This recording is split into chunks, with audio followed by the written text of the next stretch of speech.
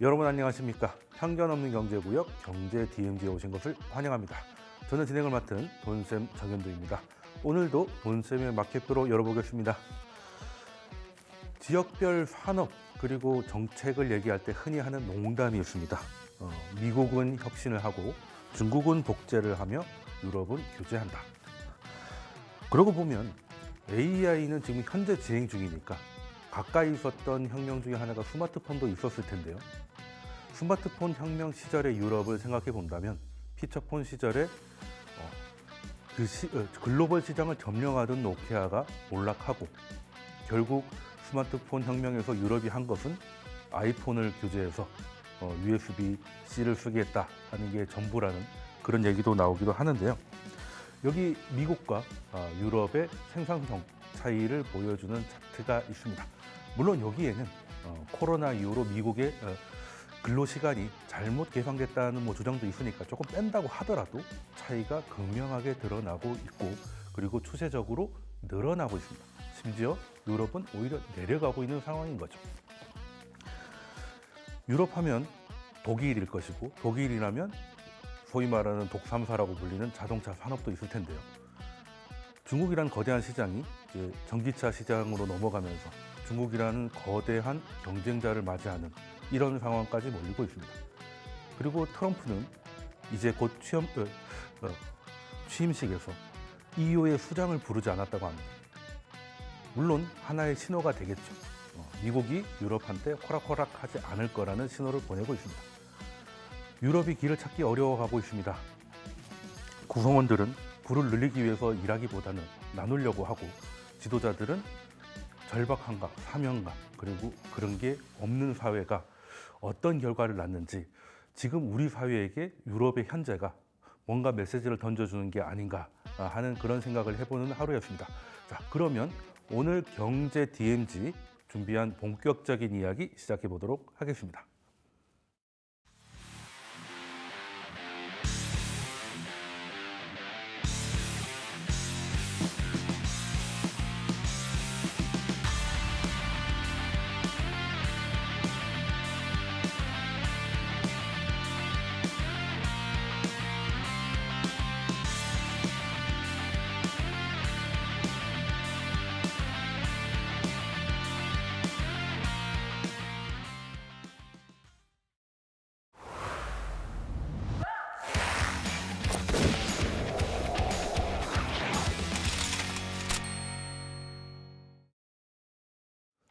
네, 오늘의 시장 이슈 탈탈 털어보는 들코노미 시간입니다. 오늘도 두 분의 딜러분 모셨습니다. 이채원 이사회 의장님 그리고 윤석천 경제평론가님 모셨습니다. 반갑습니다. 네, 안녕하세요.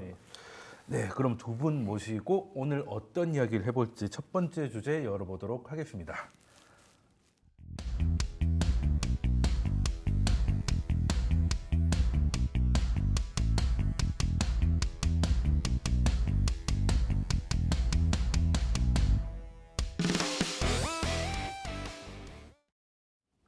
이제 작년이 되겠네요. 작년이라면 24년일 건데 특히 작년 하반기는 물론 의장님께서도 주식을 오래 하셨겠지만 보기 드문 차별적인 약세를 보이던 시장이라서 사실 어떤 밸류를 갖다 대더라도 사실 먹히지 않았던 좀 힘들었던 시기인 것 같은데 그러면 오늘 처음 오셨으니까 지난 한 해 증시를 보면서 어떻게 되돌아보십니까?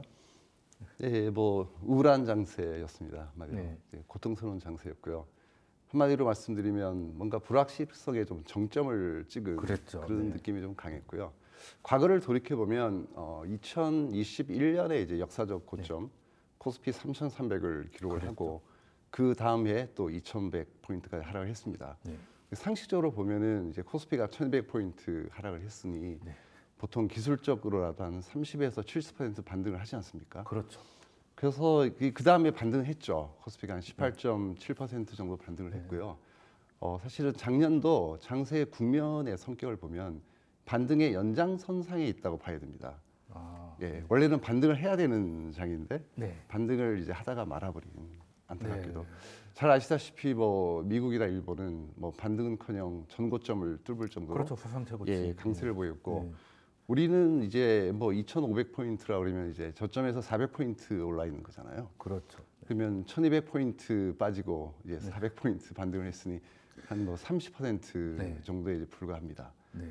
그래서 많은 아쉬움이 남았고 물론 이제 뭐 글로벌 경기 둔화라든지 중국 수요 둔화, 네. 뭐 반도체를 비롯한 주력 산업의 부진, 극도로 부진한 내수 경기, 네. 거기다가 이제 관세 리스크 플러스 결정적으로 이제 탈핵 정국의 네. 이제 정치적 혼란까지 가세돼서 네. 정말 더 이상 나올 악재가 있을까라고 그렇죠. 할 정도로 최악의 시기를 저희가 좀 긴 터널을 지나온 느낌이 듭니다. 작년 한 해장은. 그러니까 우리가 상상 가능한 뭐 소행성 충돌 이런 거를 제외하고는 모든 악재가 반년 동안 집중됐던 것 같은데, 네. 그러면은 그 평론가님께서는 작년 한 해의 증시를 좀 되돌아보신다면 어떻게 정리를 하시겠습니까? 의장님께서 잘 정리를 해주신 거죠. 네. 사실 상반기까지는 뭐 선방이라고 할 수는 없고 그런 대로 중간 정도를 했잖아요. 나쁘진 글로벌 제국 않았습니다. 중에서. 예. 근데 뭐 하반기에 거의 뭐 꼴등 정도 수준을 했으니까. 여름 지나고 그냥. 근데 뭐 산업적 측면, 네. 산업적 측면으로 보고 본다면 하반기부터 이제 삼성전자 사실 반도체에 대한 네. 어떤 우려, 특히 삼성전자의 HBM에 대한 우려들, 그렇죠. 뭐 그다음에 이제 기존의 메모리 반도체에 대한 어떤 걱정들 이런 네. 것들이 이제 사실 뭐 우리나라뿐만이 아니라 외국인들의 이탈을 불러온 거고요. 네. 거기다 이제 정치적 측면도 사실은 안 좋았죠. 그렇죠. 뭐 비상계엄이라는 문제가 있었으니까. 마지막으로는 이제 뭐 그 전에 사실은 지정학적 이슈가 터진 거죠. 트럼프가 당선이 됨으로 해서 네. 사실 우리나라 산업 환경이 급격하게 악화될 거라는 어떤 우려들. 네.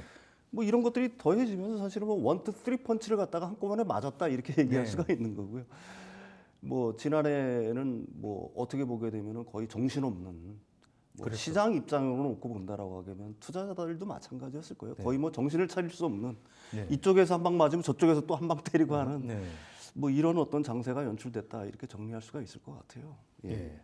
그 특히 뭐 여름 이후로 좀 조정받은 거는 삼성전자가 뭐 그렇게 했으니까 그렇다 치더라도 사실 뭐 트럼프가 당선이 되면서 이제 트럼프 트레이딩이 나오고 또 거기에 또 국내 것까지 나오면서 이제 그 두 번까지 나오니까 완전히 그냥 그 심리적으로 아, 그냥 못 해먹겠다 뭐 이런 상황까지 좀 갔던 것 같은데 그래도 다행인 게 올해는 뭐 며칠 되진 않았습니다만 코스피 코스닥이 이제 원탑입니다. 얼마나 갈지 모르겠습니다만 그러면 올해는 좀 어떻게 좀 다르게 보십니까, 의장님? 올해는 작년보다 나을 것 같습니다. 아, 작년보다 더 나쁠 수는 없으니까. 예, 그렇긴 힘들 것 같고요. 네. 악재가 나와도 주가가 잘 안 빠질 것 같아요. 네. 얼마 전에도 뭐 삼성전자 실적 발표를 했는데 어닝 쇼크가 나와도 주가가 올랐던 그랬죠. 네. 그런 상황이 좀 펼쳐질 것 같고요. 네.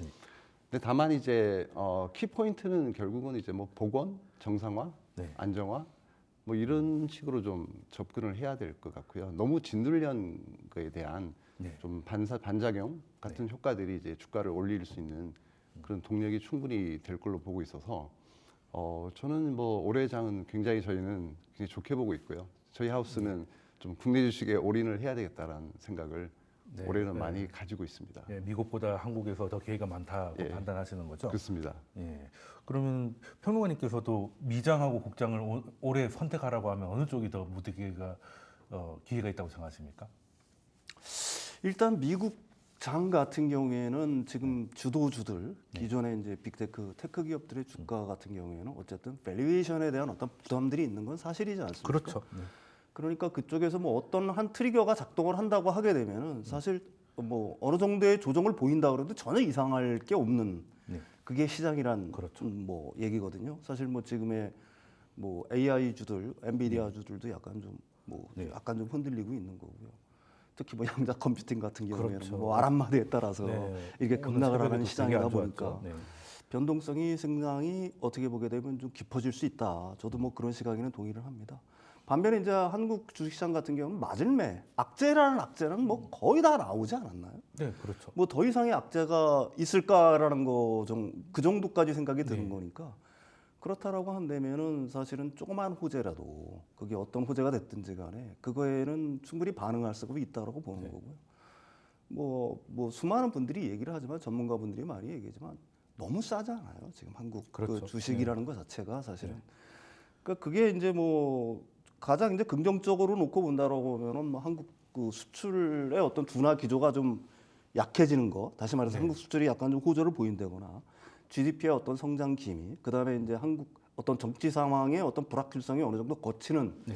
뭐 이런 기미가 보인다고 하게 되면은 외래 한국 시장 쪽에서 상당한 기회가 있을 거다. 저도 뭐 그렇게는 생각을 합니다. 예, 보통 보면 뭐 국장이든 뭐 미장이든 그 떠나서 보통 이제 강세장에 가다가 가면 갈수록 이제 테마성으로 좀 몰리는 경향이 있잖아요. 끝자락에 가면 예, M7까지 갔다가 M7도 부담이다라고 했는데 트럼프가 돼서 더 잘 될 거야 이래서 한 번 더 갔고 그런 상황에서 또 양자가 나와가지고 이제 더 갔는데 그럼 보통 이렇게 되면 양자가 지금 어제도 급락을 했지 않습니까? 이러면은 좀 사이클이 좀 쉬어가는 상황이 오지 않을까 하는 게 보통 투자자들의 감일 것 같은데 지금 확실히 미장은 작년하고 좀 다른 것 같아요. 예, 확실히 예. 좀 많이 빠졌고 국장은 사실 미국 빠진 거에 비해서는 굉장히 선방하고 있는 것도 사실입니다. 예, 그러면은 이 그래도 미장을 놓을 수 없다는 게 이제 AI가 주도는 계속 할 것이고 그리고 미국 예외주의라는 얘기가 요즘 나오고 있습니다. 예, 예. 그러면 그 미장은 전반적인 거는 뭐 부담이 있다 오케이 하더라도 그래도 AI가 견인할 거고 그래도 미국 경제는 그래도 예외적으로 나갈 거다라는 이제 주장이 아직 설득력이 좀 있는 것 같은데 의장님께서는 이걸 어떻게 판단하십니까? 저도 일부 동의합니다. 네. 예, 미국의 뭐 성장 동력은 네. 여전히 뭐 활발할 거고 그렇죠. 계속 세계를 주도하는 그 혁신 기업들은 계속 네. 나오고 있잖아요, 추가. 그렇죠. 하지만 이제 말씀대로 이제 밸류에이션 부담이 크다는 게 좀 관건이고, 그러니까 리스크 대비 리턴 입장에서 보면은 네. 뭐 국장은 뭐 잃을 게 별로 없고 그렇죠. 미국장은 올라갈 것 같긴 한데 또 혹시 좀 변동성이 확대되는 우려 그런 네. 우려를 많이 하고 있고 지금 어쨌든 뭐 AI든 뭐 자동화든 뭐 헬스케어 네. 뭐 환경 이쪽은 우리 인류가 해결해야 될 문제들이기 때문에 네. 그냥 영원한 테마라고 볼 수는 있습니다. 네. 하지만 이 세상에 어떤 국가도 산업도 기업도 영원히 성장할 수는 없거든요. 네. 때로는 좀 쉬어갈 때도 있고 네. 뭐 역성장할 때도 있는 거죠. 네. 그런 국면이 좀 다가오고 있는 것 같으니까 지금은 오히려 좀 리스크 관리에 좀 주력을 해야 될 것 같고 네. 너무 이제 많은 자금이 170조 가까운 자금이 이제 미국으로 가지 않았습니까? 네. 그렇죠. 예, 그런 거에 대한 우려를 조금 해야 될 것 같고 물론 이제 저같이 이제 국내 주식만 하는 바보 같은 사람들은 좀 수익이 크게 나질 않았지만은 미국 주식에 투자하신 분들 정말 잘하신 것 같아요. 너무 네. 잘하셨고 좋은 기회를 잡으셨지만은 이제는 조금이라도 좀 좀 그래도 예. 그 타짜에 나오는 그 유명한 대사가 있지 않습니까? 타짜 투에 나오는 먹을 만큼 먹었으면 좀 이러다 좀도 알아야 된다. 그렇죠. 뭐 이런 얘기가 예. 있는데 지금 사실 미국장에 신규로 들어간다. 이 환율에 미국장이 신규로 들어간다면 저 개인적인 느낌은 어떤 거냐면 이런 옷을 입고 순두부찌개를 먹는 것 같아요. 잘못하면 이렇게 또 굉장히 살짝 튀어도 굉장히 예. 기분 나쁠 예, 수 있는 예, 그렇죠. 그런 일이 좀 손익비가 높아지지 않았나 예. 그런 생각을 하는데 그러면은 미장도 뭐 꼭 하락 얘기는 아니지 않습니까? 횡보를 할 수 있잖아요. 횡보를 할 수 있으면 예. 네. 그러면은 평론가님께서는 미국장에서 만약에 그래도 미국장을 놓을 수 없다라고 한다면 당연히 지금까지 해왔던 뭐 AI나 M7 위주로 가야 된다고 생각을 하십니까? 아니면 거기서도 중소형이나 조금 이렇게 그 밸류 부담이 적은 그런 쪽으로 들어가는 게 더 낫다고 생각하십니까? 미국 기업들 중에서 AI 기회는 뭐 아직도 여전히 살아있다라고 봐야 되겠죠. 예. 그렇지만 그 보통 이제 우리들이 이미 미국 시장에 투자하는 사람들 AI라고 생각해서 AI 기업이라고 생각해서 투자하는 기업들 같은 경우에는 지금 상당히 많이 올라와 있는 게 사실은 그렇죠. 뭐 사실은 사실이거든요. 그렇죠.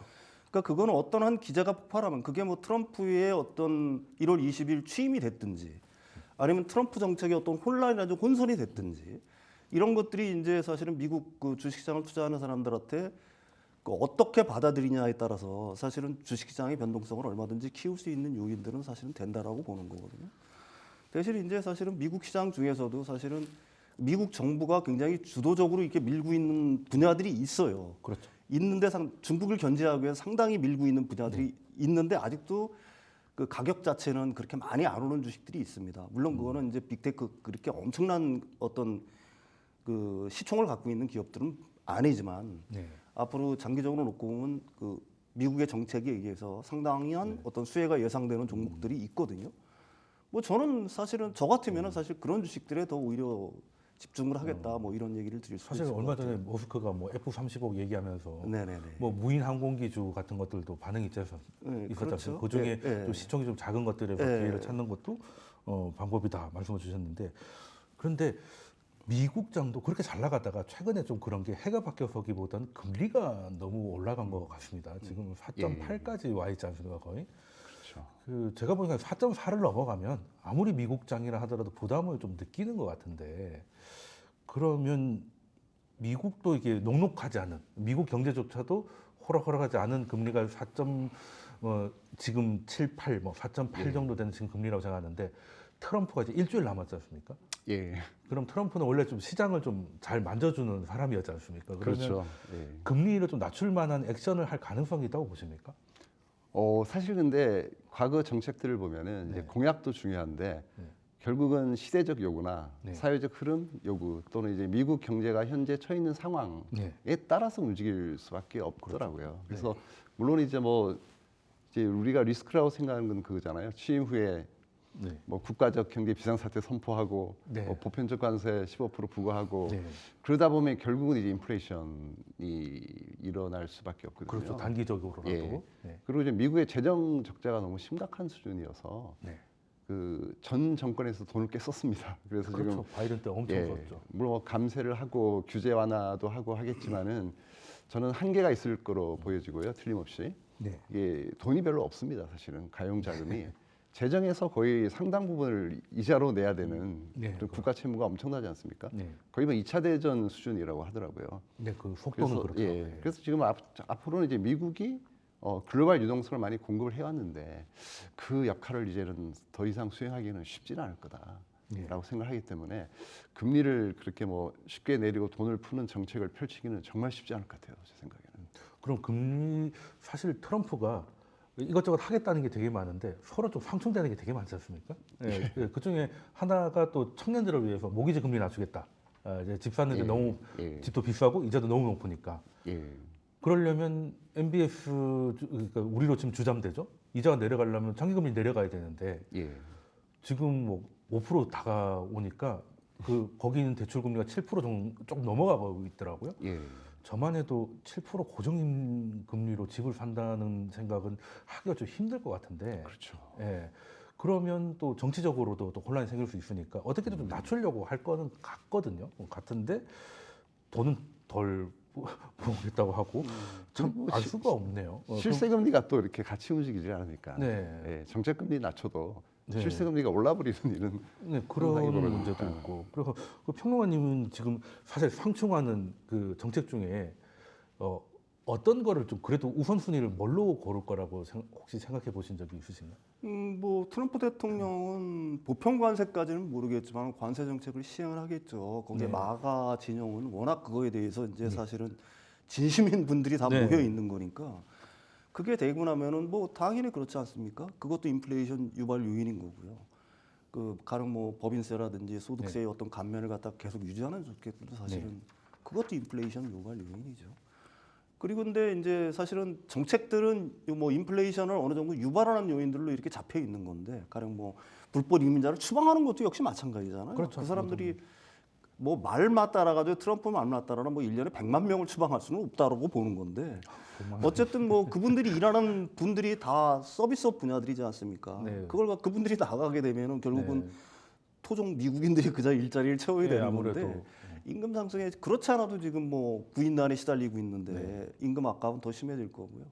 그렇다라고 한다면 정책이랑 그 정책 금리를 갖다가 내리려고 하는 시도도 분명히 있겠죠. 그렇다면 연준이 말을 들어야 되는데 네.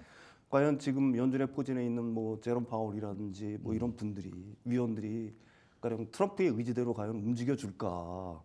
그래서 뭐 일론 머스크 같은 경우는 뭐 연준을 없애자, 뭐 대통령 뭐 직속으로 하자 이런 네. 얘기도 나오지만 그게 마냥 쉽지만은 사실은 아닐 것 같아요. 네. 그래서 결국은 그 지금 그 사회자께서 얼마 전에 말씀하셨다시피 트럼프 대통령이라는 분은 어떻게 보면 대중 정치인의 어떤 성격이 굉장히 강하지 그렇죠. 않습니까?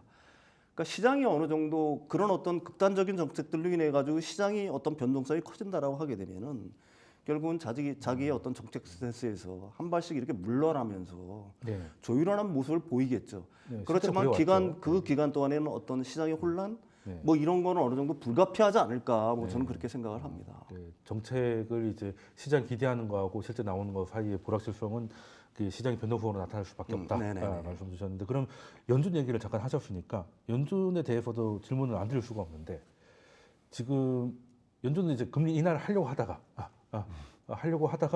지금 속도를 많이 줄이고 있습니다. 많이 줄이고 있고 그리고 시장도 한 2번 정도까지 줄이는 거는 각오를 했던 것 같은데 이제는 그것조차도 좀 의문이 생겼고 12월 고용 지표가 거의 2배가 나왔습니다. 거의 2배가 물론 나중에 계절 조정으로 좀 깎는다 하더라도 더블 스코어가 나기 때문에 연준 입장에서는 고용 때문에 비컷을 했는데 고용이 이렇게 강하면 이 인하를 할 명분이 약해지는 거 아니겠습니까? 그럴 수밖에 없죠. 예. 금리 인상 얘기까지 나오고 있는 것 같은데요. 지금. 네. 근데 어쨌든 제일 두려운 건 저는 거품인 것 같아요. 법을. 어디에 거품을 유동성 거품인 아, 거죠. 그러니까 과거에 보면은 리만 사태 이후에 수많은 돈을 쏟아부었고요. 그러다가 좀 흡수를 해야 될 시기에 코로나가 또 터지는 바람에 돈을 더 쏟아부었고 지금까지도 뭐 유동성을 계속 공급하는 입장인데 뭐 공급할 때는 좋죠 단기적으로는. 근데 이게 이 과잉 유동성을 해소시키지 않고서는 엄청난 뭐 핵폭탄급의 거품이 뭐 코인값 급등하고 부동산 다시 올라가고 이러면은 큰일 납니다. 이거는 뭐 해결할 방법이 없어요. 그래서 지금 금리를 최대한 인하는 해야 되는 건 맞잖아요. 근데 최대한 늦게 인하할 수밖에 없는 게 지금 상황이 아닌가. 그러면 지금 전도표에선 2번으로 줄였는데 더 줄일 수도 있다고. 그럴 수도 있죠. 충분히. 대충 그럼 올해 내내 동결 정도도 보십니까? 그럴 수도 있다고 봐요. 예. 그럴 수도 있다고 봅니다. 그러면 우리 한국은행도 눈치가 좀 보이겠네요. 한 3번까지 생각하고 있는 모양이던데. 그러면 연준이 4번에서 2번으로 한 번을 100bp를 뒤로 물려버리면 우리는 해봐야 한 번 정도 아니겠습니까? 우리 금통위가 그렇지는 않을 것 같아요. 국내는 그냥 국내 상황 완전 다릅니다. 국내는 내수가 너무 안 좋기 때문에. 너무 안 좋기 때문에. 그러면 그 평론가께서는 그러면 국내는 인하를 계속하고 연준은 동결까지도 생각할 수 있다는 의견에 대해서는 어떻게 생각하십니까? 연준 같은 경우에는 그 동결의 가능성도 물론 있다라고 얘기할 수가 있겠죠. 뭐 데이터를 갖다가 의존해서 계속해서 한다고 하니까. 근데 이제 연준의 스탠스 우리가 유심히 봐야 되는 거는 시장의 변동성이 커진다. 조정폭이 생각보다 커진다 그러면은 사실은 연준도 스탠스를 갖다가 바꿀 수밖에 없을 것 같아요. 가령 뭐 시장이 이렇게 급락을 하는데 고용 시장이라든지 뭐 고용 시장 자체라는 게 결국은 뭐 신규 취업자 수인데 그거는 뭐 우리가 계속해서 데이터를 봐왔지만은 그 다음번 발표될 때는 또 엄청나게 또 이게 뭐 계절 조정이 된다거나 수치가 조정이 돼서 사실은 나옵니다. 다음 달에 봐야죠. 그래서 그걸 갖다가 과연 진짜로 믿을 수 있는 거냐라는 거에 대해서는 뭐 저는 의문의 여지는 있는 거고요. 연준이 뭐 공식적인 입장은 아니지만 사실 시장에도 굉장히 많이 그 통화 정책이 좌우되고 있는 거는 분명한 사실이거든요. 그래서 뭐 그 지금 연준이 내년에 뭐 2번을 한다. 현재의 데이터를 놓고 보면 사실 2번도 과하다라고 얘기할 수가 있죠. 그렇죠.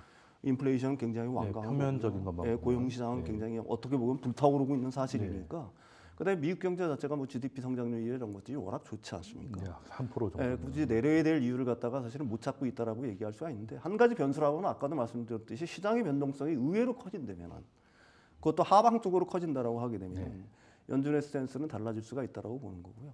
한은 같은 경우는 저는 좀 다르게 봅니다. 유럽 같은 경우가 이제 사실 금리를 갖다 인하할 수밖에 없는 상황이잖아요. 거기도 상태가 너무 안 좋아요. 그렇다라고 한다면은 미국이 금리를 갖다가 그러니까 내리지 않는다고 하더라도 아니면 속도 조절을 한다고 하더라도 다른 주요국들, 가령 뭐 유로존이라든지 유럽이라든지 이런 쪽에서 어떤 금리 인하의 어떤 스탠스들이 어느 정도 명확해진다라고 하게 되면 한은도 어느 정도 금리 가용성이 생기지 않을까 뭐 그렇게 생각을 합니다. 그 다들 올리는데 우리만 내리는 게 아니라 미국만 가만히 있고 다 내리면 부담이 좀 덜할 수 있다. 그 부담은 우리가 어느 정도 덜어질 수가 있는 사실 거니까요. 미국 외에는 다 경기가 안 좋은 건 다 공통 사항이니까 그러면은 지금 사실 그 하방 변동성이 커지면 연준이 스탠스를 바꿀 수 있다 말씀을 주셨고 실제 그건 2019년에도 바꾸고 여러 번 보긴 했던 사실인데 지금 고용이 너무 좋은 게 말씀하신 대로 반복이 되죠. 좋았다가 좀 빼고 좋았다가 좀 빼고 이게 반복되니까 음모론자들은 이거 일부러 그 마사지 하는 거 아니냐 뭐 이런 얘기까지 나오고 있거든요. 근데 마사지까지는 아니라 하더라도 이게 현재의 고용 시장을 제대로 측정을 못하는 건 맞는 것 같아요. 예, 그렇지 않습니까? 적어도 한 90만 명이 한 해에 개방되고 있다는 건 바이든 행정부에서도 나왔던 얘기니까. 네네네. 그러면 지금 바이든 행정부 때 기준으로 300만 명이 매년 넘어오고 있잖아요. 그러면 만약에 100만 명 정도를 쫓아내고 어느 정도 막으면 절반 정도만 들어오면 고용 지표가 오히려 여름 지나고 하면 확 꺾일 수도 있지 않겠습니까? 예, 그러면 연준한테 명분 인하의 명분 제가 너무 인하의 명분을 찾고 있는 건가요? 네. 알 수가 없죠. 네. 그렇게 만약에 그 가능성에 대해서는 어떻게 생각하시나요? 그분은 전 잘 모르겠어요. 아, 예. 네. 그거 뭐 사실 뭐 알 수 있는 사람은 없는 거긴 한데, 근데 트럼프가 바이든하고는 이민 정책에 있어서는 굉장히 다른 색깔을 갖고 있으니까 고용 시장이 갑자기 돌변할 수도 있겠다는 생각이 저는 좀 들어서. 예. 예. 근데 그렇게 된다면 연준한테 이제 사실 물가도 물가지만 고용이 흔들리니까라는 그 작년 8월에 그 명분을 좀 둘 수 있지 않을까 하는 생각이 살짝 들어서 한번 여쭤봤습니다. 여쭤봤고 그러면은 트럼프 얘기가 나왔으니까 조금 더 미국 얘기를 조금 더 간다면은 지금 우리 또 관세 뭐 이런 얘기가 나올 수밖에 없는데 예. 이거에 대해서 또 오늘 새벽에도 협상용일 거다, 점진적으로 할 거다라고 해서 약간 숨통을 돌려줬습니다. 예. 보통 이런 얘기 나오면 결국에는 최악은 면하긴 하던데, 예, 이거 관세에 대해서는 어떻게 의진이 있는 것 같아요. 뭐 소위 말하는 우리 표현으로 치면 뭐 계엄령 하겠다는 얘기가 있었죠. 비상 경영체, 예, 그걸 한다고 했으니까 의진이 있는 것 같은데 이거를 실제적으로는 어디까지 할 거라고 생각을 하십니까? 네, 물론 뭐 백악관에 계시진 않으시니까 쉽지는 않죠. 근데 네. 어쨌든 뭐 필수 소비재를 비롯해서 네. 뭐꼭 필요한 주요 그 상품들은 뭐 꼭 수입을 해야 되는 거잖아요. 그렇죠. 관세가 얼마를 부과하든 간에. 네. 그러면 그거를 수출하는 입장에서는 그러면 가격을 그래도 올려도 살 수밖에 없는 품목들도 있을 거잖아요. 그렇죠.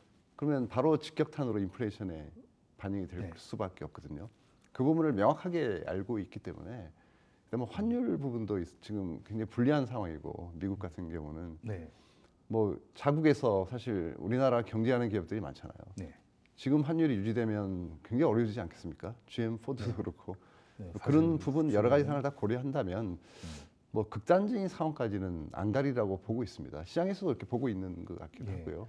이게 트럼프의 특성상 이제 무기로 사용할 것 같다는 생각을. 그럴 수 있겠죠. 예, 예. 뭐 저도 예. 그렇게 보이기는 하는데 그러면은 인플레이션 피하기 위해서 점진적으로 하고 그리고 중국을 견제하기 위해서 특정 섹터에 하고 뭐 이런 식으로 할 것 같다라는 건데 그러면은 평론가님께서는 이거가 너무 나이브한 생각이라고 생각하시는 건지 아니면 트럼프는 굉장한 의지를 갖고 있다고 보시는 건지. 사실 트럼프 진영 내에서도 사실 그 싸움이 벌어지고 있다는 게 관세를 둘러싼 네. 싸움이 벌어지고 이견이 있는 있다는 것 게 같아요. 그게 확실한 거죠. 그게 이제 워싱턴 포스트에서는 핵심 경제 안보에 관련된 핵심 품목에 대해서만 네. 관세를 부과한다라는 보도가 나온 이후에 네. CNN에서 느닷없이 네. 뭐 비상 경제 네. 상태를 선포를 하고 네. 대통령이 임의대로 보편 관세를 갖다 하겠다. 네. 근데 이게 진영을 놓고 보면은 지금 베센트 재무장관이라든지 네. 러트릭 산무장관 같은 부분은 어떻게 보면 관세 부분에서는 굉장히 합리적 온건파라고 얘기할 수가 있어요. 그러니까 뭐 협상 전술로 정도로 네. 사용을 해야 된다. 전제적인 보편 관세가 아니라. 그렇지만 뭐 그 제1기 때 피터 나바로 같은 분이 있잖아요. 국가무역위원회 위원장 했던 분 같은 경우에는 트럼프한테 이제 관세의 어떤 미국 입장에서의 어떤 효용성을 가르쳐 준 분이죠. 그러니까 하버드 대학교 지금도 그분들 같은 경우에는 마가 진영을 전통적으로 대표를 하는 거니까 그 사람들 같은 경우에는 보편 관세에 이게 좀 거친 표현이 좀 콱 꽂혀 있다 그래도 그 과장은 아니죠. 네. 그러니까 이 두 진영 간에 가령 뭐 베센트라든지 러트닉이라든지 재무장관 지명자라든지 상무장관 지명자랑 아니면 그 외에 기존의 이제 마가 진영 간에 이 관세를 둘러싼 첨예한 대립이 있는 거다. 그게 사실은 언론 보도를 통해서 완전히 어떻게 보면 정반대의 방향으로 표출이 되고 있다라고 봐야 되는 거고요. 결국은 이제 그거는 트럼프가 해야 될 몫이죠. 근데 트럼프가도 우리 일기 때 경험을 했잖아요. 맨 처음에 일기 때 들어올 때 사실은 그 중국에 대해서 엄청난 관세 전쟁을 갖다가 시작할 것처럼 맨 처음에 폼을 확 열었잖아요. 네, 뭐 60%. 그렇지만은 그 이후에 조금씩 후퇴를 하면서 품목수를 줄이고 했던 것들이 사실은 그 양반의 어떤 진면목을 보여줬다라고 얘기할 수는 있는 거거든요. 그러니까 그거는 우리가 칼집에서 칼을 꺼내면은 사실은 그거는 더 이상 무기가 아니잖아요. 그렇죠. 갖고 있을 때. 갖고 있을 때가 사실은 진정한 무기가 되는 거니까. 그러니까 관세도 역시 저는 마찬가지라고 생각하래요. 그렇다 그러면 대중국에 대한 대중국 직접적인 견제, 그것도 뭐 그 필수 소비자라든지 이런 게 아니라 미국의 어떤 패권 유지라든지 아니면 안보 관련. 핵심 산업에 관련된 부분들에 대한 어떤 집중적인 견제. 그다음에 이제 그 미국이 우회 통로를 통해 가지고 들어오는 것들이 있지 않습니까? 가령 뭐 멕시코를 통해서 들어온다거나 아니면 동남아를 통해서 태양광이라든지 이런 것들. 그거는 이미 바이든 행정부에서 엄청난 관세를 동남아 태양광에 대해서는 엄청난 관세를 이미 부과를 했고요. 그래서 과연 추가적으로 진짜로 보편 관세를 할지 모든 나라를 대상으로 할지에 대해서는 뭐 저는 굉장히 큰 의문입니다. 예. 예. 그러면 사실 이제 그 품목별로 그리고 점진적으로 이제 무기 협상을 이유로 하신다는 거에 대해서는 이제 두 분 다 공감을 하시는 것 같은데, 그럼 이제 사실 뭐 트럼프는 이제 일주일 지나 보면 좀 구체화될 거니까 일주일 지나도 잘 모르겠는 이제 국내로 다시 좀 돌아온다면 사실 작년 초에 윤석열 대통령이 이제 밸류업으로 이제 새해를 열었지 않습니까? 그렇죠. 근데 지금은 이제 그 약간 많은 정치적 혼란 속에 있는 건데, 그 사실 밸류업 하니까 우리 이장님이 생각날 수밖에 없던 상황이기도 했고, 네. 예. 그럼 거기서 밸류업을 정책을 보시고 좀 예. 가장 먼저 해야 될 것과 좀 아쉬운 게 있었거나 이런 거에 대해서 한번 좀 말씀을 좀 들어보고 싶습니다. 예. 그러니까 당국이랑 이제 국힘이 추진하는 밸류업은 일단 세제 인센티브를 제공해서 뭔가 좀 기업 가치나 주주 가치를 제고시키겠다는 의도입니다. 네, 그러니까 좀 당근에 해당되는 거고. 그렇죠. 뭐 잠깐 또 다른 말씀을 드리면 민주당에서 하는 그 부스터 프로젝트는 네. 그거는 이제 채찍에 해당되는 부분이고 네. 투자자 보호를 강화해서 이제 상법 개정을 하자는 얘기입니다. 네, 안 하면 때린다. 네. 두 개가 다 돼야 이제 진정한 이제 밸류업의 그렇죠. 완성이고. 근데 당국이 이제 어쨌든 저는 아젠다를 던진 것만으로도 충분히 역할을 수행했다라고 생각하고, 그 누가 이런 아젠다를 던진 적이 과거에 한 번도 저도 없었고 처음 들었습니다. 처음입니다. 예. 그 당국이 한다 그래서 될 일도 아니고 안 한다 그래서 안 될 일도 아닙니다. 이거는 우리 숙제고 과제고 제 사명이라고 생각을 하는데 이 지긋지긋한 이 코리아 디스카운트 이 멍에를 이제 벗어나야 된다고 생각하거든요. 네. 이 대세를 누구도 거스를 수는 없어요. 누가 나서서 코리아 디스카운트 왜 없어요? 이렇게 얘기할 사람은 누구도 없거든요. 그렇죠. 이게 가야 할 길이고 모든 이해관계자랑 시장 참여자가 해야 될 일이고 이제 우리가 해야 될 것 같아요. 이제는 이 밸류업의 완성은 뭐 기업도 투자자도 뭐 주주, 뭐 대주주든 소액주주든 간에. 근데 지금 중요한 거는 상법 개정이 돼야 됩니다. 그렇죠. 일단 법이 제도가 예. 돼야 되는 거니까. 제도가 돼야 되는 거고 이게 상법제 382조 3항 이사의 충실 의무에 보면 이제 한 줄로 요약을 하면은 이사는 회사만을 위해서 일한다라고 돼 있어요. 네. 특정 이제 뭐 지배주주나 일반 주주 간에 이제 어떤 거래 형태가 벌어지든지 어떤 액션이 있을 경우 이해 상충이 이제 발생하면서 20-30%를 가지고 있는 지배주주가 7-80%의 일반 주주의 이익을 침해하는 경우가 간혹 그렇죠. 합병, 분할, 뭐 터널링 등을 통해서 이제 나타나는 경우가 있습니다. 그래서 한국 주식이 이제 안전하지가 않은 거예요. 언제 그렇죠. 무슨 일을 당할지 몰라가지고 내재 가치가 뭐 한 3만 원쯤 돼가지고 제가 10,000원에 사서 이제 언제 3만 원 가겠지 하고 있는데 갑자기 뭐 합병이 돼버리고 뭐 이상한 비싼 회사랑 합쳐져 버리고 갑자기 공개 매수해서 없어져 버리고 이런 거를 당하다 보니까 염가 축출이거든요. 그게 그렇죠. 실질 3만의 가치인데 10,000원일 때 뭐 13,000원에다 사서 없어져 버려요. 그러면 정말 화가 날 수밖에 없는 이런 경우를 당하기 때문에 이게 바로 코리아 디스카운트의 주 원인이거든요. 네, 맞습니다. 근데 상법 개정만 해서는 될 일이 아니고 세법 개정을 동시에 해야 된다고 생각합니다. 그렇죠. 하나만 또 해서는 또 절름발이가 되니까. 예, 절대로 안 됩니다. 네. 이제 첫째는 이제 금투세 폐지를 해야 되는데 그건 이제 시행이 됐고, 네. 뭐 금투세는 사실 뭐 조세 정의 때문에 언젠가는 시행을 해야 되지만 그렇죠. 지금은 우리가 너무 체력이 약하니까 네, 지금 코스피 받아들이고 5,000만 갈 때 하자. 예, 그렇죠. 예. 우리가 뭐 사실은 군대를 안 가겠다는 거 아니잖아요. 뭐 만 18세 성인 남성은 군대를 갈 의무가 있는데 네. 5살짜리 어린아이한테 네. 군대를 보내고 총도 안 쥐어주고 전쟁터를 내보내는 격이니까 이건 좀 언젠간 갈 너무, 거니까 지금 가. 네, 너무하다라는 네. 생각이 든 거고, 두 번째는 이제 배당소득 분리과세거든요. 네, 맞습니다. 근데 이게 보면은 우리가 주식에 투자해서 돈을 벌 수 있는 거 두 가지밖에 없잖아요. 네. 시세 차익 아니면 배당금 받는 거잖아요. 그렇죠. 네. 시세 차익은 세금이 없어졌습니다 지금 네. 금투세 폐지돼서. 근데 배당금을 받는 건 왜 세금을 내야 되죠? 그렇죠. 그것도 안 어차피 맞는 우리가 거예요. 리스크 테이킹하고 주식에 이렇게 투자해가지고 버는 돈인데 네. 이건 합리적이지 않죠. 그래서 최소한 그냥 분리과세를 해서 네. 15.4%를 부과를 하는 게 맞는 거고 네. 특히 이제 가장 큰 문제가 그 대주주 같은 경우는 양도세가 25%잖아요. 그렇죠. 근데 대주주 배당세는 50이잖아요. 의료보험까지 내야 되고. 그거 배당 받지 말라는 얘기죠. 네, 세율의 불일치예요. 네. 누구라도 배당을 안 하죠. 네. 배당 안 하고 있다가 회사 25%에 팔면 이제 되는 거죠. 다 잠겨놨다가. 그러니까요. 이게 가장 큰 문제고 이건 즉시 시행을 해야 된다는 게 맞고 네. 시장에 오해가 굉장히 많아요. 뭐 이게 뭐 부자 감세라는 프레임을 많이 씌우고 있는데 네. 이게 뭐 혜택 받는 사람 1%다 이런 얘기도 있잖아요. 네, 그렇죠. 근데 금투세 그, 때도 예, 그랬습니다. 그 1%는 대주주입니다. 얘네는 못 파니까. 네. 근데 나머지는 다 팝니다 연말에. 그 배당을 안 받아서 이게 통계 오류가 나오는 거지. 그렇죠. 예, 오히려 이거를 분리과세하면 세수가 늘어날 것 같아요. 누구나 다 배당을 받을 거잖아요. 그러니까요. 예, 그래서 이건 반드시 해야 되고 마지막으로 이제 상속세를 좀 정상화시켜야 되고 네. 왜냐면 저희가 그 과거에 재팬 스터디를 하다가 네. 일본이 이제 밸류업을 하면서 10년간 3배가 올랐잖아요. 그렇죠. 성공. 근데 일본의 상황은 저희랑 좀 다른 것 같아요. 네. 일본은 또 내수주도 국가고 네. 수출 비중이 극도로 낮습니다. 일본이. 근데 대만이 저희랑 케이스가 비슷해요. 좀 비슷하죠. 예. IT 과거에 대만도 뭐 중심으로 또. 금투세 시행했다가 뭐 30% 급락했다가 다시 취소하고. 네, 대국민 사과하고. 예. 네. 근데 2008년도에 대만이 상속세를 50에서 10으로 인하를 했어요. 아, 5분의 1로 줄인 예, 거예요. 5분의 1로 줄여가지고 단박에 100조가 환류돼서 들어왔대요. 네. 해외에서 돈이. 야, 그 후에 4년 뒤에 배당소득 분리과세를 실시했습니다. 네. 배당세가 이제 50이었는데 종합과세가 28%로 내렸어요. 네. 그러고 나서 대만이 주가 3배 올라가지고 저희랑 시총이 역전됐어요. 우리가 그러니까요. 대만보다 네, 높았잖아요. 그러니까요. 예. 그래서 이 두 가지 상법 개정, 세법 개정이 동시되면 밸류업은 완성되고 주가는 우리가 상상하지 못할 영역을 볼 수 있다. 그러니까 사실 뭐 밸류업 하면 다 미국만 비교하는데 사실 예. 미국은 좀 미국이니까 가능한 게 좀 있잖아요, 사실. 예. 그렇습니다. 예, 그걸 예. 빼고 그럼 대만 거의 그 답안지를 보고 뺏겨도 될 것 같은데. 그렇습니다. 예. 예, 예. 어려울 거 없거든요. 일본이 예. 한 것 중에 우리 가능한 것만 갖고 오고 그렇죠. 그것도 조금 다르다 싶으면 그냥 대만 그대로 갖고 오면 되는 건데 그렇습니다. 이게 뭘 경기 그렇게 고민하는 회복에 건지. 경기 회복에 엄청 도움이 돼요. 예. 돈이 돌잖아요. 그렇죠.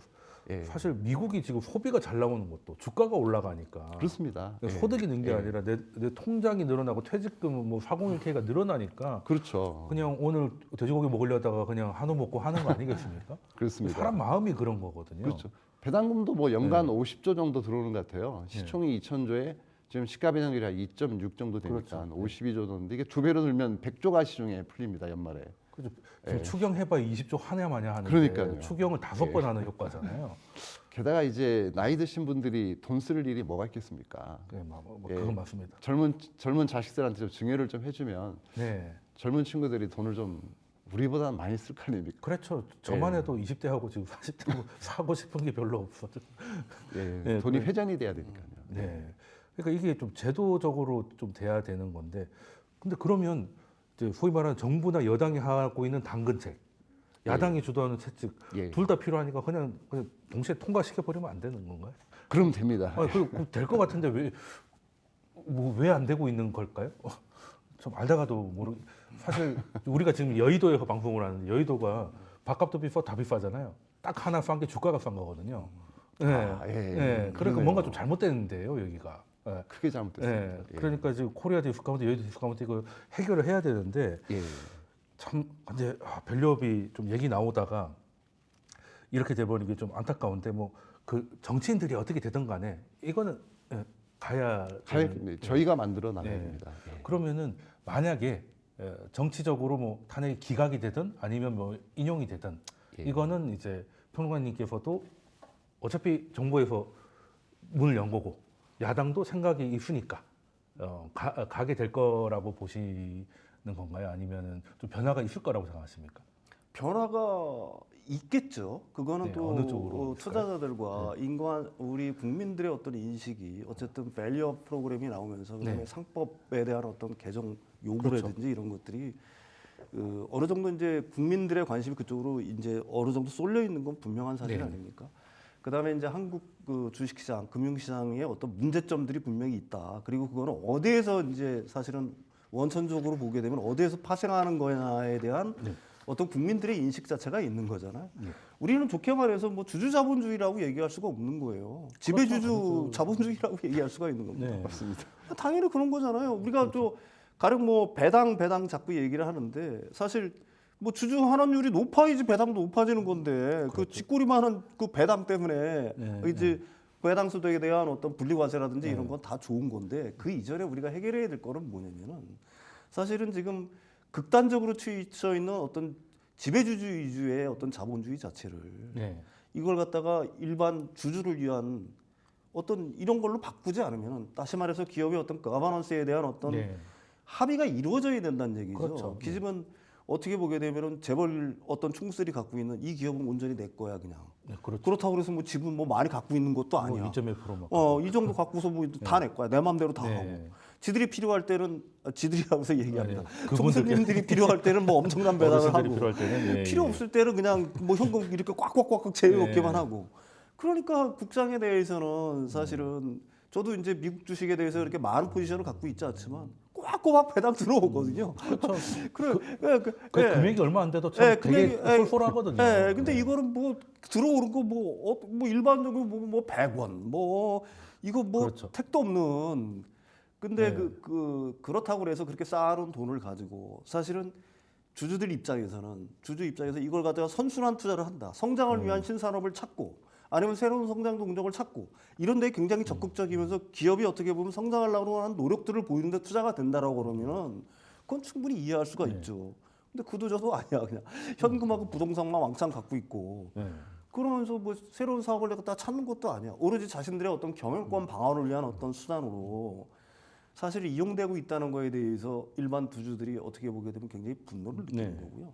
이 부분이 결국은 해결되지 않으면은 우리가 진짜 국장이라는 어떤 비하 이거에 대해서 한국 주식시장이 과연 벗어날 수 있을까에 대해서는 의문의 여지가 있다는 얘기입니다. 네, 그 국장에 대한 뭐 조롱 비하가 최근에 많았는데 사실 양자 컴퓨터가 빠진 것도 거기 한국 사람이 많아서 한국 사람이 많으면 거기도 국장이다 뭐 이런 얘기까지 나오고 있던데 그 사실 우리나라 경영인들이 유난히 나빠서 꼭 그렇게 하기보다는 뭐 미국 사람들은 착하고 우리 사람들은 나빠서 그런 게 아니라 제도가 그렇게 돼 있는 거 아니겠습니까?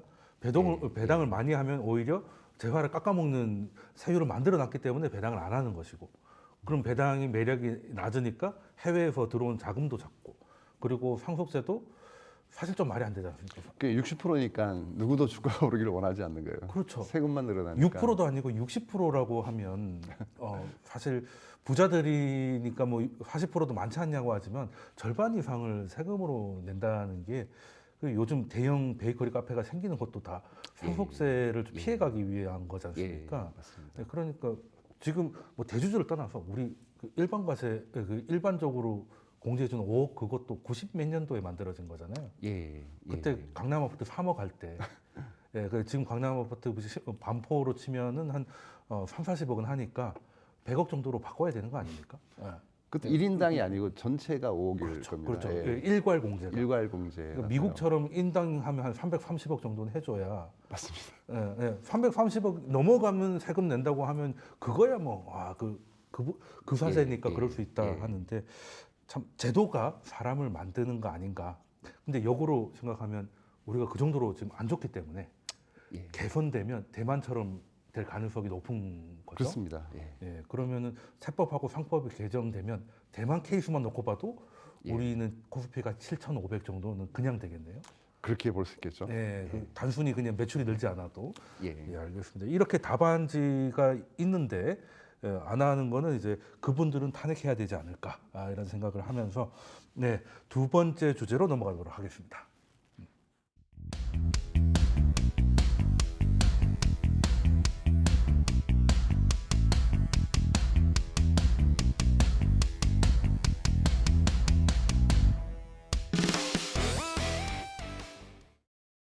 저희가 첫 번째 시간에서 이제 밸류업 나오다 보니까 약간 혈압이 업이 돼가지고 약간 얘기를 좀 했는데, 근데 그만큼 미국은 선진 시장이니까 프리미엄을 받고 있고, 우리는 그러지 못하니까 디스카운트를 받고 있잖아요. 근데 주식이라는 게 개선돼서 턴어라운드 되면 엄청나게 또 오르는 그런 부분이 있으니까 우리도 개선이 되면 많이 오를 것 같은데, 그런 시장, 아름다운 시장이 열린다면은 그때는 소위 말하는 성장주로 분류된 쪽으로 가야 될지, 아니면 예. 우리나라의 밸류 자체가 올라가니까 가치주로 가야 될지, 이런 의문이 좀 생기고 있거든요. 예. 이에 대해서는 또 가치주 한번 의장님이시니까 한번 예. 질문 한번 드리겠습니다. 근데 가치주에 대한 이제 오해들이 이제 많으셔서 네. 사실 가치를 형성하는 것은 세 가지거든요. 안정성, 수익성, 성장성입니다. 네. 안정성은 보통 이제 자산 가치라고도 하고 PBR 이런 걸로 지표를 볼 수가 있고, 수익 가치는 이제 수익성, 그리고 성장성, 성장 가치를 의미를 하는데, 이게 기업의 내재 가치는 잘 안 바뀌지만 네. 뭐 환경이 바뀌면서 때로는 이제 성장을 추구할 때도 있고, 네. 좀 안정을 추구할 때도 있고, 이 수익을 추구할 때도 있는 거죠. 그래서 이 세상의 모든 투자는 이제 가치 투자다. 왜냐하면 그러면 너만 가치 있는 거 사고 나는 무가치 투자냐 이렇게 주장할 수가 있는 거라서 네. 뭔가 가치가 있을 걸로 보고 사는 거죠. 근데 네. 예를 들면 엔비디아가 10년 전에 주가가 엄청 쌌을 때 그 네. 주식을 산 사람은 어마어마한 가치 투자자인 거잖아요. 그렇죠. 지금 성장 가치주 투자인 거예요. 그분들은 그 성장성을 이제 미리부터 알아차리고 네. 우리가 모를 때, 아무도 모를 때, 그래서 뭐 주식이 100배 오르고 이러는 거잖아요. 네. 근데 주식이 이제 수백 배 올라가지고 너무나 비쌀 때 사시는 분은 그건 이제 모멘텀 투자라고 하는 거고. 네. 분위기 따라. 그래서 가치 투자, 모멘텀 투자가 좀 대비되는 겁니다. 네. 가치 투자는 이제 내재 가치를 보고 사는 거고, 네. 모멘텀 투자는 그냥 올라갈 주식 사는 거죠. 네. 그냥 타이밍 매매.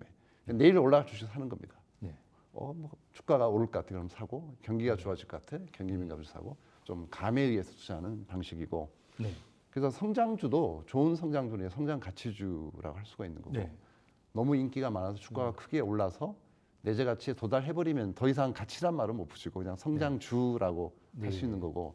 그래서 항상 이제 성장 가치주에 투자하는 건 좋을 것 같아요. 자기 취향에 따라서. 그렇죠. 가치도 예. 있는데 성장 가치가 더 커서 더 올라갈 것 같은 그렇습니다. 예. 그런 회사가 그렇게 사실 그렇게 많지가 않긴 합니다만은 맞는 것 같으면 뭐 사실 엔비디아처럼 갈 대로 가버린 뭐 그런 것 같은데. 근데 지금 근데 어쨌든 과거 10년을 돌이켜 보면은 좀 네. 성장 가치주의 시대다라고 말씀드릴 그랬죠. 수가 네네. 있어요. 왜냐하면 환경 자체가 저금리 디프레이션이 오래 갔잖아요. 그- 근데 금리가 떨어지고 물가가 떨어지면 어떤 현상이 발생하냐면 뭔가 새로운 기술을 가지고 신규로 사업을 하기가 너무 편해요. 그렇죠. 금리가 떨어지니까 조달 금리가 싸죠. 네, 돈 땡겨오기가 네, 쉬우니까. 게다가 나스닥 가서 IPO 시키면 공짜로 막 10조 조달을 해요. 네. 그리고 물가는 계속 떨어져요. 네. 그러니까 더 싸게 소재를 구입을 하죠, 자재를. 네. 근데 이제 세상이 지금은 좀 바뀐 거고, 이제 과거에는 보면은 유통업체 같은 데가 새로운 기술을 가지고 기존에 경쟁하고 있는 유통업체보다 더 좋은 가격에 더 좋은 설비를, 더 이게 효율적인 설비를 세우고 유통기지를 만들어요. 그리고 자금도 뭐 나스닥에서 조달해서 공짜로 조달해버리고. 이러니까 기존 업체가 경쟁이 잘 안 되는 측면이 있고, 네. 근데 세상이 이제 180도 바뀌었잖아요. 그렇죠. 지금은 고금리 인플레이션으로 왔고, 물론 이제 중금리 중물가로 가겠지만은 어쨌든 한 2년 전부터 금리가 엄청 오르고 물가가 엄청 올랐어요. 근데 예를 하나 들어보면은 3년 전에 이제 한국에 있는 어떤 제지 회사가 네. 공장이 전소됐습니다. 불행히도 네. 다 불타버렸어요. 네. 그래서 보험료를 한 1,400억 정도 받은 것 같아요. 네. 그래서 회사가 2년 전에 공시를 했는데 네. 1,400억 플러스 500억을 덧붙여서 1,900억을 투자해서 3년에 걸쳐서 공장을 다시 짓겠다라고 네. 했는데 아직도 삽을 못 두고 있어요. 알아보니까 지금 똑같은 공장을 지으려면 3,000억 가지고도 쉽지가 않다. 네. 또 인플레이션이 네, 워낙 인플레이션 때문에 너무 자재값이 올라가지고 2년 전에 지은 공장을 지금 지으려면 2배 주고 지어야 됩니다. 그렇죠. 그 지금은 세상이 좀 바뀐 것 같아요. 과거에는 이제 저금리 디플레이션에는 이제 성장주의 시대였다면 네. 지금은 이제 고금리 인플레이션으로 왔기 때문에 지금은 차입금이 없고 현금을 많이 들고 있으면서 좋은 부지, 좋은 설비, 좋은 공장을 이미 갖추고 있는 네. 좀 오래된 우량 기업들 있지 않습니까? 그렇죠. 그런 기업들의 시대가 오고 있지 않은가. 이런 것들이 이제 우량 가치주라고 볼 수 있기 네. 때문에 그런 쪽을 좀 관심을 가지고 있습니다.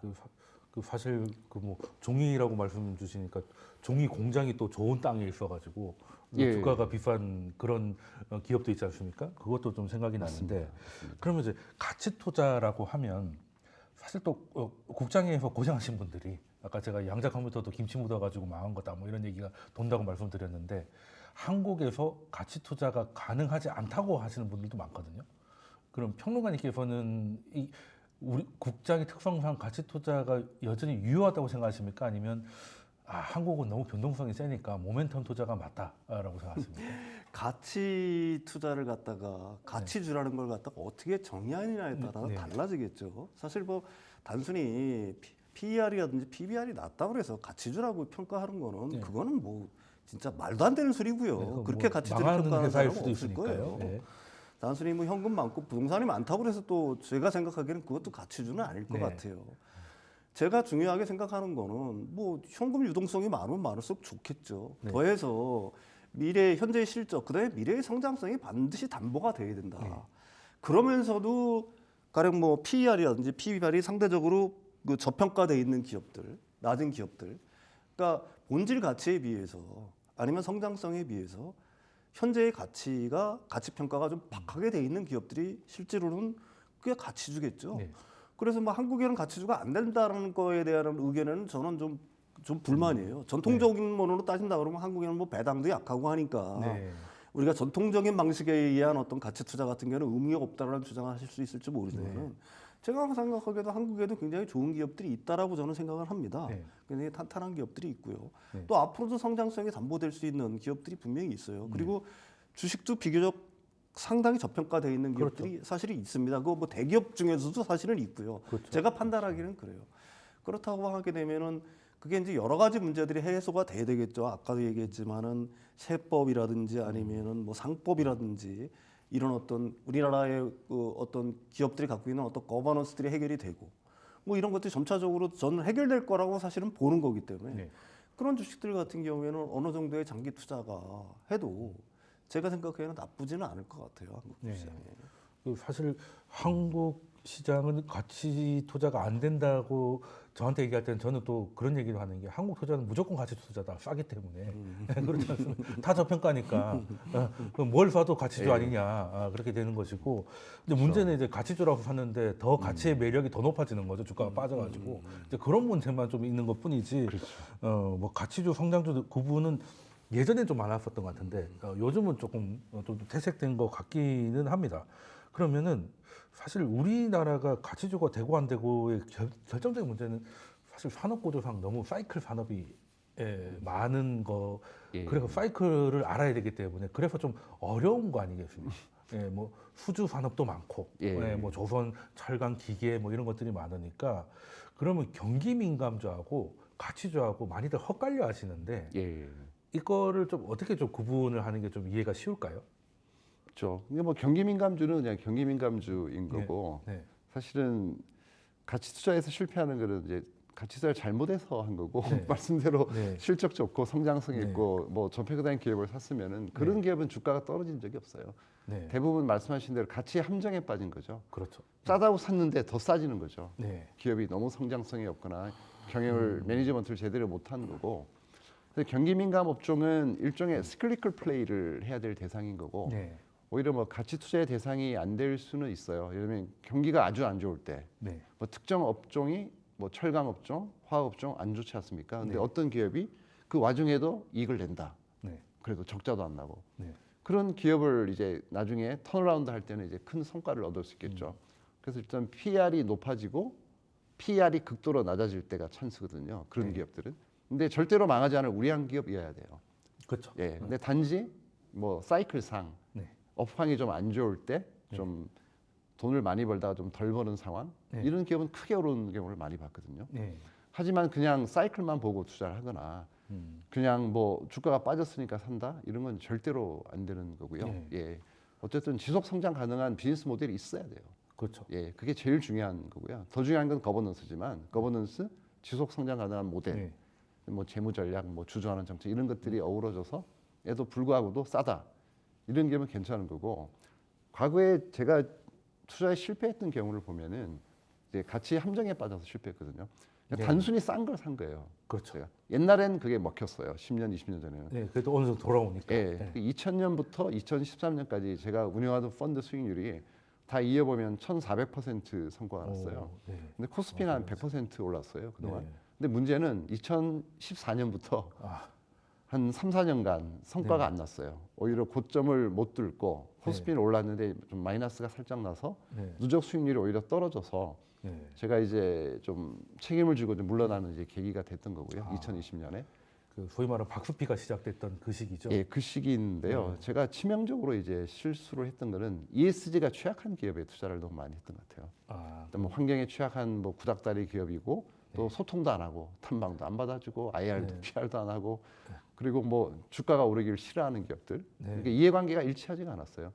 저는 주가가 오르기를 원하려고 샀는데 그분들은 주가 오르기 원하지 않았던 거예요. 네. 제가 이제 라이프를 이제 새로 시작을 하고 이제 한 3년 6개월이 됐는데 네. 이제는 그런 기업엔 절대로 투자를 안 합니다. 네, 그거는 이해관계가 안 맞으니까. 그렇죠. 이해관계가 일치하는 기업에만 투자합니다. 네. 아니, 대놓고 물어봅니다. 회장님 이렇게 하면 주가가 크게 오를 것 같은데 왜 안 하세요?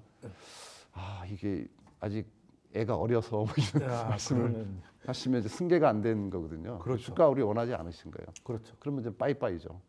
그건 이제 승계되고 난 다음에나 다음에 해야 되는 거죠. 그 무사히 승계가 되고 난 다음에 그 한국에서 그래서 늘 승계가 붙으면 절대 돈터치 그러니까 상식이었던 것 같아요. 그렇습니다. 예. 한때 CJ도 한 7년간 내렸던 것도 이유는 하나지 않습니까? 그렇습니다. 예, 올리브영이 예. 안 됐던 게 아니고 예. 승계 문제였던 것이고. 예, 그래서 사실 그러면 사실 이게 어려운 것 같아요. 이게 사이클도 맞추기가 어려운데 예, 그 사이클로 들어갔다가 별개 문제로 돌아오는데 생각보다 너무 오래 걸린다든지 예, 아니면 말씀하신 그 내부적인 상황이 예. 주주들의 이해관계가 오히려 반대되는 예. 상황이 돼가지고 분명히 우량한데도 불구하고 주가가 담보된 그러면 보통 우리가 가치 투자라고 하면 이제 한 사람을 안 떠올릴 수가 없죠. 이제 워렌 버핏이 나올 겁니다. 근데 워렌 버핏은 제가 보기에는 워렌 버핏의 방법인 것 같고 예. 가치 투자자는 아닌 것 같다는 생각이 조금 드는데 워렌 버핏의 투자 방식에 대해서 평론가님께서는 어떤 인상을 받으셨습니까? 뭐 대단하신 분이기는 네. 하시죠. 그렇지만은 우리들이 그 양반의 말을 뭐 모든 투자자들은 그렇게 생각할 거예요. 뭐 100% 진리다. 네. 사실 그렇게는 생각하는 거는 굉장히 위험한 말씀 그렇죠. 같아요. 네. 또 역시 그분도 사실 스스로에 대해서 100%의 어떤 확신을 갖고 있다라고 사실은 말할 수는 네. 과연 있는 거냐라는 네, 거예요. 본인도 뭐 그렇게 말씀 안 하시죠? 사실 네. 뭐 요즘 뭐 그 워렌 버핏 옹도 뭐 단타를 한다 뭐 이런 네, 얘기를 하는데 버크셔 그거 따라 사실 한다. 오래전부터 있었잖아요. 모라진 그 커뮤니케이션이라든지 TSMC라든지. 네. 근데 사실 누구나 사실 주식을 갖다가 포트에 담았다라고 하게 돼서 어떤 원래 어떤 그 주식을 담았던 이유들이 네. 그 주식을 끊임없이 지속되고 있는 건 아니지 않습니까? 그렇죠. 또 그래서 사실은 제가 생각에는 그래서도 안 된다라고 보는 거고요. 네. 그 이유들을 갖다가 끊임없이 뭐 어느 시점이 되면은 그게 분기에 한 번이 됐든 몇 개월에 한 번이 됐든지 간에 내가 이 회사의 주식을 선택한 이유들에 진짜 맞는지 지금도 이런 거에 대한 검토는 필요한 거죠. 네. 그래서 뭐 그분이 가령 뭐 자기는 뭐 장기 투자를 한다고 했는데 왜 분기마다 하냐 그래 단타쟁이라고 얘기할 수는 없는 거고요. 네. 그건 모든 투자자들이 어떻게 보면 숙명과도 같다라고 얘기할 수는 있는 겁니다. 네. 애초에 판단 자체가 잘못됐을 수도 있는 거고요. 그렇죠. 네. 아니면은 뭐 자신이 전혀 생각하지 못한 변수들이라는 건 항상 있을 수밖에 없는 거죠. 네, 시장에서는 그래서 그걸 갖다 일도양단식으로 어떤 분은 장기 투자자다, 어떤 분들은 뭐 모멘텀 플레이어다, 장기 투자자다, 단기 투자자다 이렇게 일도양단으로 가릴 수는 사실은 없어요. 단지 이제 성향이라는 건 있을 수가 있죠. 나는 최소한 그래도 어느 정도까지는 뭐 몇 년 보유할 생각으로 나는 투자를 할 거야. 물론 이제 거기에 대단한 변수가 써 있어가지고 이 주식을 버려야 되겠다고 생각하는 어떤 변수들이 있을 때는 예외가 되겠지만은 그런 식의 차이는 있을 수가 있지만은 똑같아요. 경기 민감주를 갖다가 갖고 있는 부분이 경기 민감주랑 가령 가치주랑의 어떤 상충이 되는 거냐는 거에 대해서 저는 의문의 여지는 사실은 있습니다. 네. 경기 민감주라고 하더라도 경기를 갖다가 어떤 섹터든지 가지는 사실은 안 탈 수는 사실은 없는 거거든요. 그렇죠. 좀- 그렇지만 문제는 그게 얼마나 오래 지속되느냐가 문제 아니겠습니까? 가령 미래의 산업을 이끌 혁신적, 가령 인공지능 같은 경우는 적어도 20세기 말까지는 간다. 네. 올해 뭐 21세기죠. 네. 가령 뭐 그때까지는 가겠다. 아니면 앞으로 5년, 10년은 계속해서 가져가야 될 어떤 시대의 어떤 흐름이다. 네. 이런 건 충분히 있을 수가 있는 거 아니겠습니까? 네.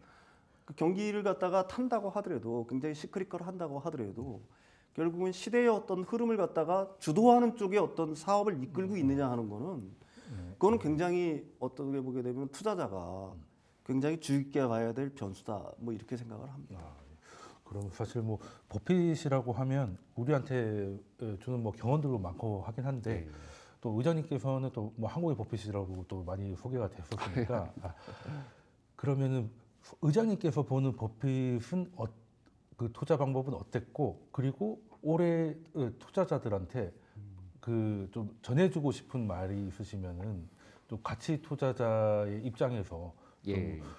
좀 조언을 해주신다면은 버핏은 본인은 이제 우리는 네. 포커스 인베스터라고 얘기를 합니다. 집중 투자자다 나는. 그렇죠. 집중 예. 많이 젊을 때는 많이 집중했던데. 그럼 사면은 다 사잖아요. 거의. 그렇죠. 다 최대 주주가 되고. 예. 그러니까 뭐 장기 투자하려고 한 게 아니고 못 팝니다. 예, 회사를 팔 수가 없어요. 네, 통째로 뭐 코카콜라 뭐 통째로 팔든지 해야 되기 때문에 네.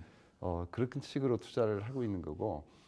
최근에 뭐 TSMC 이런 것도 사실은 뭐 리스크 관리한 거죠. 네. 그 당시 뭐 미중 갈등이 심해지면서 네. 대만에 대한 지정학적 리스크가 커졌기 때문에 리스크 테이킹을 한 것 같고 뭐 단기 매매라고 이제 볼 수는 없는 거고요. 네. 지금 버핏께서는 열심히 주식을 팔고 계신 걸로 알고 네, 있고, 현금 기준도 가지고 있죠. 예, 400조 넘게 지금 네. 캐시를 들고 있고 또 다른 이제 엄청난 기회를 네. 기다리고 계시는 것 같은 생각이 듭니다. 네. 근데 뭐 어쨌든 핵심은 뭐냐면 집중 투자자이기도 하고 본인이 이해할 수 있는 사업에만 투자해요. 그게 네. 가장 큰 핵심이고 아무리 좋은 주식도 본인이 이해하지 못하면 투자를 안 합니다. 그리고 네. 본인이 생전에도 그러니까 항상 말씀하시는 게 빌 게이츠를 가장 존경한다라는 네. 얘기를 많이 해요. 마이크로소프트 주식을 단 한 주도 산 적이 없잖아요. 네. 네. 존경은 하는데 알지는 못하겠다. 예, 모르겠다, 난 네. 그 사업은. 예. 네. 그게 가장 핵심입니다. 예, 거기에 어떻게 보면 이제 워렌 버핏의 방법을 딱 단적으로 보여주는 사례라고 예, 예. 할 수 있겠는데 그런 이유가 있을 것 같습니다. 주가가 생각처럼 움직이지 않았을 때 그 산업에 대한 이해가 없으면은 소위 말하는 뇌동매매를 하다가 손실이 커지니까 그렇죠. 거기에 대해서 가치 판단을 할 수 있는 그래서 이해할 수 있는 그런 산업과 종목에 투자하는 게 이제 워렌 버핏의 방법이지 꼭 뭐 가치 투자 뭐 이런 식으로 국한시킬 필요 없다는 맞습니다. 말씀을 예. 이제 주신 것 같습니다. 그러면 오늘 그 올해 또 가치주가 됐던 어디가 됐든 기회가 될 수 있도록 두 분 말씀 여기까지 듣도록 하겠습니다. 지금까지 이채원 의장님 그리고 윤석천 경제평론가님이셨습니다. 오늘 말씀 감사합니다. 감사합니다.